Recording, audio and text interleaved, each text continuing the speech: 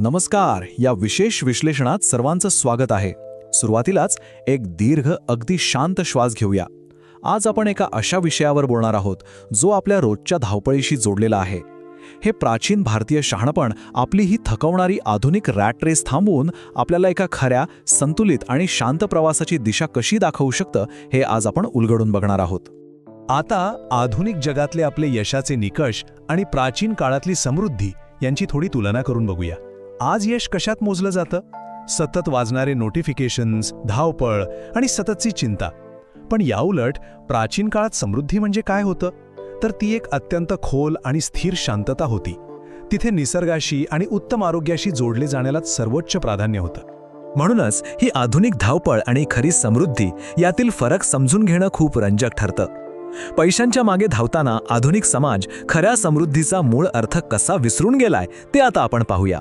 बघा, प्राचीन काळात संपत्तीकडे फक्त एक आर्थिक गणित म्हणून कधीच पाहिलं गेलं नाही. धन म्हणजे फक्त सोनं, नाणी किंवा प्रॉपर्टी नव्हे, तर ती एक जिवंत आणि प्रवाही संकल्पना होती. ह्यात शांत मन, उत्तम आरोग्य, कुटुंबातलं प्रेम आणि निसर्गाशी असलेलं अतूट संतुलन ह्या सगळ्याचा समावेश असायचा. एक संपूर्ण इकोसिस्टमच होती ती. आता एका अत्यंत महत्त्वाच्या आणि सखोल संकल्पनेकडे वळूया, मनाची स्थिती आणि जीवन. आपली आतली भावनिक स्थिती आपले बाहेरचे जग कसे निर्माण करते हे पाहणे खरोखरच अद्भुत आहे.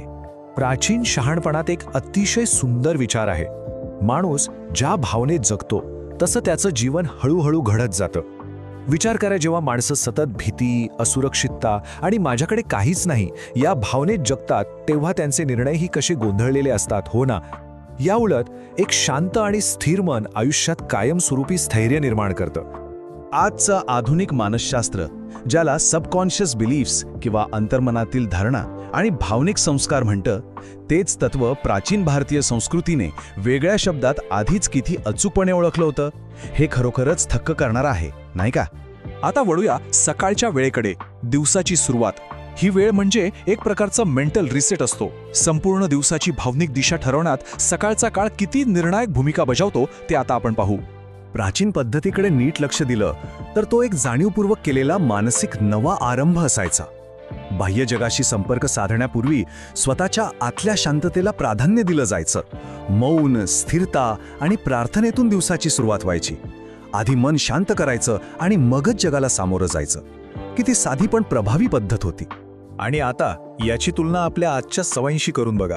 आज आपण झोपेतून उठल्याबरोबर पहिली गोष्ट काय करतो? मोबाईल स्क्रीन पाहतो. बातम्या, सोशल मीडिया आणि इतरांच्या जगात थेट प्रवेश. यामुळे काय होतं? मनात लगेचच इतरांशी तुलना सुरू होते आणि एका क्षणात मन अस्थिर होऊन जातं. हा आधुनिक जगातला एक फार मोठा सापळा आहे. यानंतर आपण शब्द, ध्वनी आणि त्यांचा मानवी मनावर पडणारा मानसिक प्रभाव याबद्दल बोलूया. रोजच्या बोलण्याचे आणि आवाजाचे मनावर किती अद्भुत परिणाम होतात हे समजून घेणं खूप रंजक आहे.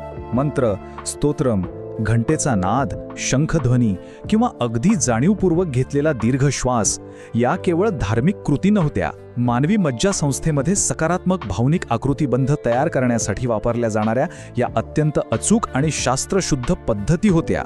हे म्हणजे एक प्रकारचं साऊंड हिलिंगच होतं. आणि म्हणूनच आज पॉझिटिव्ह अफर्मेशन्स किंवा सकारात्मक स्वसंवादाची संकल्पना जगभरात इतकी लोकप्रिय होत आहे. आपण सतत जे शब्द उच्चारतो ते शब्द अक्षरशः आपली आत्मप्रतिमा बनतात. नकारात्मक स्वसंवाद थेट अपयशाला जन्म देतो, तर स्वतःला मी सुरक्षित आहे, मी सक्षम आहे हे सांगण्याने आतली ताकद अनेक पटींनी वाढते. आता वळूया एका अतिशय महत्त्वाच्या विषयाकडे, पैसा. एक वेलनेस मेंटर म्हणून मला नेहमी असं वाटतं की पैशाकडे एका संतुलित साधनाच्या दृष्टिकोनातून पाहिलं पाहिजे. इथे एक प्रश्न पडतो, संपत्ती असणं म्हणजे नेहमीच लोभी असणं असतं का? आणि फक्त साधेपणाने जगणं हेच चांगलं जीवन असतं का? या मानसिकतेचा थोडा विचार करायला हवा, कारण अशा विचारांमुळे पैशांबद्दल मनात विनाकारण एक अपराधीपणा आणि आतला संघर्ष निर्माण होतो, जो आपल्याच प्रगतीला मारक ठरतो. प्राचीन शहाणपणात अर्थ हा जीवनाचा एक अत्यंत आवश्यक स्तंभ मानला गेला आहे. कुटुंब चालवण्यासाठी शेती, व्यापार, कला आणि शिक्षणासाठी तो गरजेचा आहेच. यावरून हे स्पष्ट होतं की पैसे कमावणं ही कधीच समस्या नव्हती, तर पैशांसोबत असलेलं आपलं असंतुलित नातं ही खरी समस्या आहे. बघा, जेव्हा पैशाचा वापर केवळ अहंकार, भीती आणि इतरांशी तुलना करण्यासाठी होतो ना, तेव्हा तो फक्त ताणतणाव निर्माण करतो. पण तोच पैसा जेव्हा स्थैर्य, सर्जनशीलता आणि खऱ्या स्वातंत्र्यासाठी वापरला जातो तेव्हा तो खऱ्या समृद्धीचं साधन बनतो. हेच ते अचूक संतुलन आहे जे आपण सर्वांनी साधायला हवं. आता घरातील वातावरण आणि शांतता याविषयी बोलूया. आपण ज्या वास्तूत राहतो ती वास्तू आपल्या मानसिक समृद्धीचा थेट विस्तार कशी असते ते बघूया. प्राचीन काळी घर म्हणजे नुसतीच झोपायची जागा नव्हती, तर ते मानसिक ऊर्जा आणि स्थैर्यासाठी अतिशय काळजीपूर्वक जपलेले एक पवित्र स्थान होतं. तिथे स्वच्छता, सुगंधी वातावरण, दिवे लावणं, शांतता आणि एकमेकांबद्दलचा आदर या गोष्टींना अनन्यसाधारण महत्त्व होतं. आणि आश्चर्य म्हणजे आजचं आधुनिक न्यूरोसायन्स देखील या प्राचीन विश्वासाला दुजोरा देतं. घरातील भौतिक वातावरण आपल्या मज्जासंस्थेवर थेट आणि सखोल प्रभाव टाकतं. घरात जर सतत गोंधळ आणि नकारात्मक वातावरण असेल तर मन पूर्णपणे अस्थिर होतं, हे आता विज्ञानानेही सिद्ध केलंय. आजच्या आधुनिक यशाचा एक अतिशय दुःखद विरोधाभास आपण ओळखायला हवा. आज भरपूर भौतिक संपत्ती आहे, पण अंतर्गत शांतता मात्र हरवली आहे. महागड्या गाद्या आहेत, पण शांत झोप नाही. प्रचंड प्रसिद्धी आहे, पण आतून समाधान नाही. शेवटी माणूस केवळ कागदी नोटांवर जगू शकत नाही. खऱ्या समृद्धीसाठी काय लागतं? तर निरोगी शरीर, शांत मन, स्पष्ट विचार, प्रेमावर आधारलेली नाती आणि जीवनाचा एक संतुलित प्रवाह. आपण उत्तम अनुभवांसाठी आणि आतल्या सुरक्षिततेसाठी जगतो हे नेहमी लक्षात ठेवलं पाहिजे. आणि हो, हे तत्वज्ञान म्हणजे कोणतीही झटपट जादू किंवा चमत्कार नाहीये बरं का. हा मानवी सवयी आणि भावनिक संतुलनाचा अत्यंत सखोल अभ्यास आहे. हे खऱ्या अर्थाने जाणीवपूर्वक आणि संतुलित राहून जीवन जगण्याबद्दल आहे.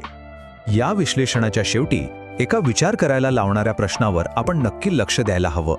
जर बाह्य संपत्ती सतत वाढत आहे पण मन मात्र रिकामच राहत असेल, तर आधुनिक तंत्रज्ञान आपल्या आंतरिक शांततेच्या मूळ गरजेची जागा कधी घेऊ शकेल का? कदाचित म्हणूनच आज एवढं अफाट तंत्रज्ञान असूनही समाज पुन्हा ध्यानाकडे आणि सजगतेकडे वळताना दिसतोय. हेच या प्राचीन शहाणपणाचं खरं यश आहे. चला तर मग यावर नक्की विचार करूयात.